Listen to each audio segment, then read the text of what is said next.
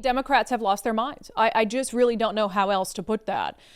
There have been some insane stuff that's happened over the weekend in Olympia, and it defies even your worst expectations of what lawmakers in our state would be focused on right now. And, nationally, I feel like at least there's been some recognition from some Democrats that, hey, our party went way too far to the left.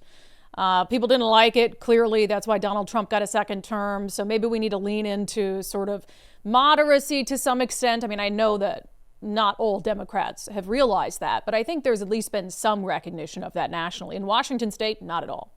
In Washington state, they're like, let's go further left than we've ever been before. New horizons. It's wild stuff. And on top of that, right, we have a $14 billion budget deficit. And we're more than halfway through the session. And Democrats in the legislature have shown no meaningful interest in trying to deal with that elephant in the room. And I don't know if they're just keeping busy pushing these really insane things because they want that to distract from the eventuality that they're going to push new taxes upon us. But it seems like these are things that they're just really supportive of, and they're emboldened by their massive majorities in Olympia. So they're going to use this opportunity to push through the most nutso things that they can push through in the craziest fashion they could possibly do it. So we have a few things that we need to discuss today. I have to start with the reparations thing. I'm sitting here going over this video this morning, and I'm just like, oh my God, I've never seen anything like this in 15 years happen on the floor in Olympia during debate.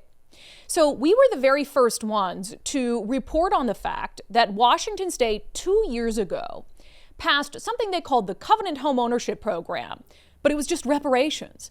But because they packaged it in this little bow and called it the Covenant Home Ownership Program, the media didn't really catch on that this was just a reparations bill. And when it went into effect the first of last year, so I think it went into effect January 1st of 2024, that was when we reported on it because it had gone under the radar for me, frankly, in 2023, again, because it had been called that.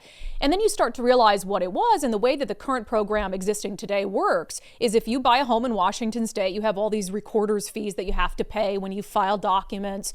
And so they added to those recorder's fees. And now, whether you know it or not, when you're buying a home in our state, you're paying into a reparations program. You have to pay hundreds of additional dollars to the recorder's office that goes into a fund where Black first-time homebuyers can get loans for down payment assistance. And those loans are averaging $120,000. So homebuyers of any color, I mean, you could be a legitimate descendant of a slave and you're still paying into this reparations program. All the costs associated.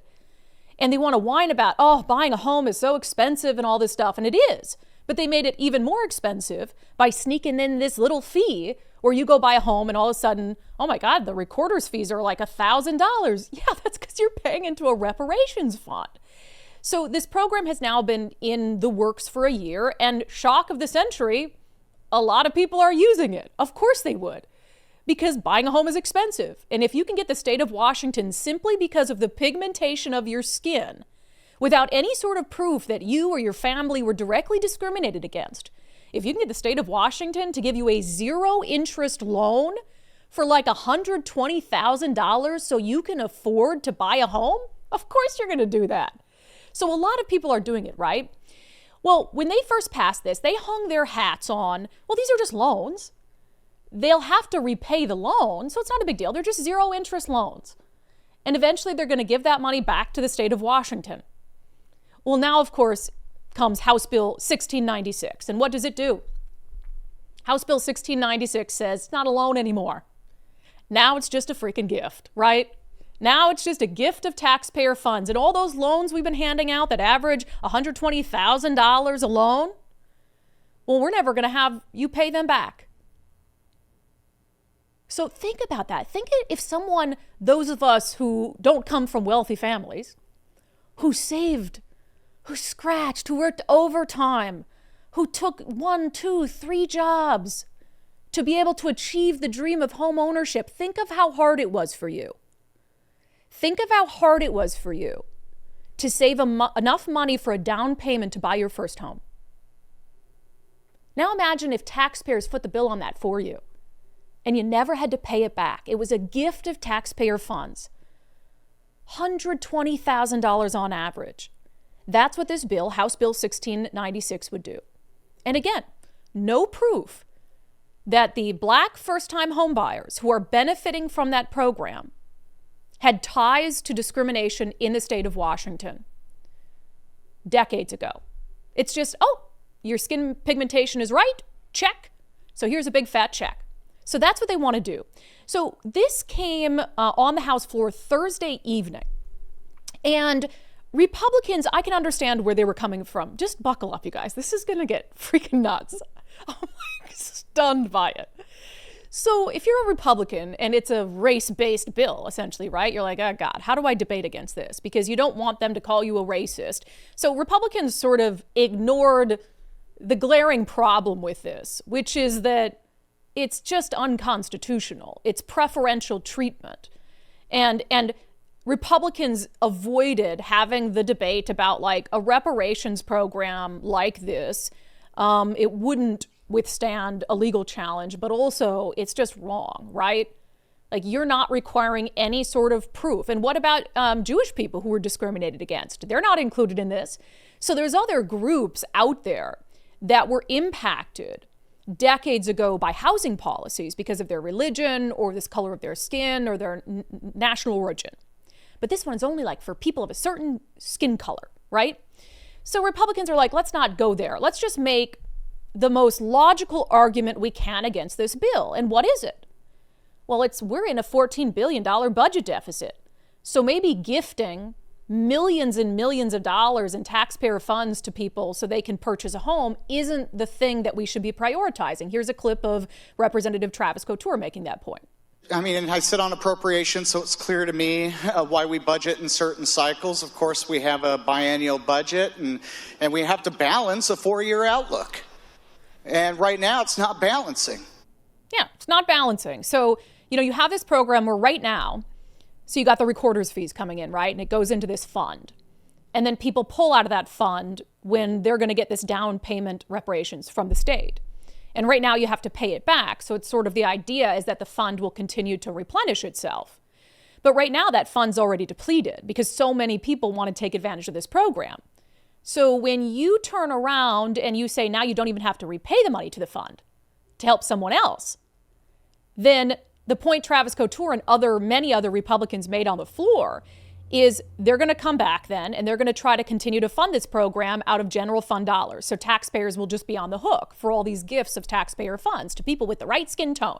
So Republicans made this very logical argument, because again, I can see where they're coming from. They probably didn't want this to become an argument about race because Republicans will always lose because Democrats will just paint them as racist, right? So they focused on the fiscal aspect of this.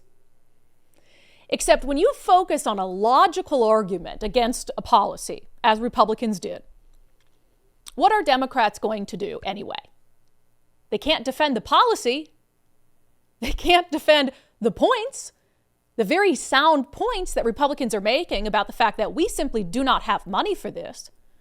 So even if Republicans tried to avoid being called racist, Democrats called them racists anyway. There is no doubt in my mind, Mr. Speaker, that the people in my community are asking for restorative justice. They are asking for us to repair the harms that previous members of this institution, and I would dare to say, Mr. Speaker, some current members, 400 years, 200 years, 100 years of discrimination. Maybe they might want to call me a monkey today because I want to participate in our inclusive economy. This is getting ridiculous. You guys, no one on the Republican side said anything even remotely racist. They avoided at all costs making this an argument about arguing against a race-based program, which, by the way, they would have been perfectly within their right to do, because it is a race-based program. It is discrimination. How many white people out there could really use help from the government when it comes to paying for a down payment on their home so they can become homeowners too? How many Jewish people who were discriminated against are excluded from this program? So Republicans did everything they could do not to make this a debate about race, and Democrats still turned around and said stuff like this. Maybe they might want to call me a monkey today. That's insane. That's State Rep Jamila Taylor. And then you heard there in the earlier cut, Representative Christine Reeves saying, oh, this chamber has a history of discrimination, and dare I say, current members too. And she got gavelled for that because you can't impugn the motives of the members. She got gavelled for it, but she still called Republicans racist for making sound fiscal arguments. This is going to get even crazier too, so just buckle up. Buckle up, people. For making sound fiscal arguments about we cannot afford this. It won't be sustainable without additional taxpayer funds, and we can't do that right now. We have a $15 billion budget deficit, so we need to pick and choose our battles. Racist. You want to call me a monkey? That's about the nuttiest thing I've ever seen happen in Olympia, and that's really saying a lot. I feel like every week I have a new nuttiest thing that the Democrats do. Because again, they can't debate the bill on the merits. They can't justify the bill on the merits. Think about that. They want to gift people who have no clear ties to housing discrimination, who can't prove it because maybe there isn't any clear tie for them or their family for housing discrimination. They want to gift them, on average, $120,000. Imagine that. Like, you've all been there, right? Trying to save for your first home. And how hard it is to save $120,000. And now if you're the right skin tone, if you have the right immutable characteristic, the state of Washington is going to cut you a check so you don't have to work and save and get by and pinch pennies. They're going to give you a check and you'll never have to pay it back. And for pointing out the absurdity of that in the middle of a budget crisis, not to mention the absurdity of it because it's just racist, Democrats turn around and accuse the Republicans of being racist because they can't justify the policy. That's shameful. It's disgusting, frankly. The monkey thing. You're going to call me a monkey? Oh, and you hear the gasp from the Republican side, like, whoa, whoa, whoa. What are you talking about? As I said, it gets crazier. So, okay, Republicans start to realize, I don't even know, what world is this that we're living in? Is this make-believe? Is this like some sort of scary dream? Republicans start to realize Democrats are going to pass this thing. They're going to pass it. There's no fiscal argument we can make that's going to convince them otherwise. So they're introducing some amendments to try to improve it, right? And one by one, their amendments are just getting rejected. And then Representative Travis Couture has an amendment that seems very reasonable. And the amendment is that we are not going to give one of these massive gifts of funds to sex offenders. Here he is. We would put them under the Covenant Home Ownership Program and then after 5 years forgive their loan? That's wrong. Gifting public funds, a handout from taxpayers directly to somebody who has committed the worst of the worst crimes. This amendment is well in order, and I urge the body to adopt it. That makes sense, right? Okay, you won't see reason on the other stuff, but let's just agree that if you're a registered sex offender, the taxpayers of the state of Washington are not going to pay your down payment on a home, right? Surely Democrats in the state aren't that crazy. Surely this is an amendment that they'll support, right? The Speaker's about to lock the roll call machine. The Speaker has locked the roll call machine. The clerk will take the record. Madam Speaker, there are 45 yeas, 51 nays, 2 excused. The amendment is not adopted. It's just, you guys. So now, and they passed the bill, by the way. So now if you're a black sex offender in the state of Washington, even if you're a level 1, deemed worst of the worst, high likelihood to reoffend, even if you raped a kid, you could be a child molester, but if your skin color is right, the taxpayers of the state of Washington will pay your down payment on a home for you. All in the name of equality. And if you dare question it, if you dare say, that seems a little ridiculous, well, you're a racist, and you might as well call the black lawmakers monkeys for suggesting as much. Can we fall any further into the abyss of insanity?